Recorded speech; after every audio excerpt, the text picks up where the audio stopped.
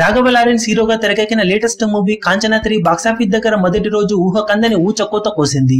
రెండు తెలుగు రాష్ట్రాల్లో సినిమా 2 నుండి 2.5 కోట్ల వరకు కలెక్షన్లను సాధిస్తుందని అంచనా వేసినప్పటికీ రోజు ముగిసే సమయానికి సినిమా బాక్సాఫీస్ దగ్గర ఏకంగా ఊచకోత కోసి 4 కోట్ల వరకు షేర్ను రెండు తెలుగు రాష్ట్రాలలో అందుకున్నట్లు సమాచారం.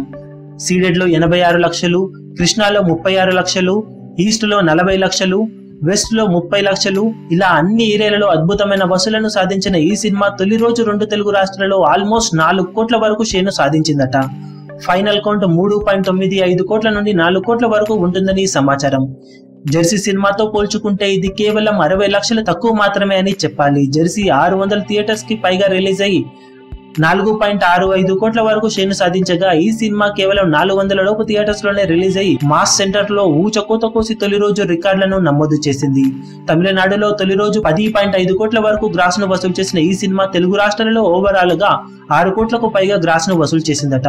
వరల్డ్ వైడ్ గా సినిమా మొదటి రోజుకు మిగిలిన చోట్ల వసూలతో కలుపుకొని 20 కోట్ల వరకు గ్రాస్ ను వసూలు చేసినట్లు సమాచారం.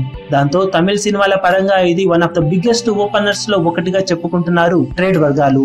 బాక్సాఫీస్ దగ్గర సినిమా తమిళ వర్షన్ 30 కోట్ల బిజినెస్ ను, తెలుగు వర్షన్ 10 కోట్ల వరకు బిజినెస్ ను సొంతం చేసుకుంది. ఈ లెక్కన సినిమా మొదటి వారంలోనే చాలా మొత్తాన్ని వెనక్కి తీసుకువచ్చిన ఆశ్చర్యపోవాల్సిన అవసరం లేదని ట్రేడ్ వర్గాలు భావిస్తున్నాయి.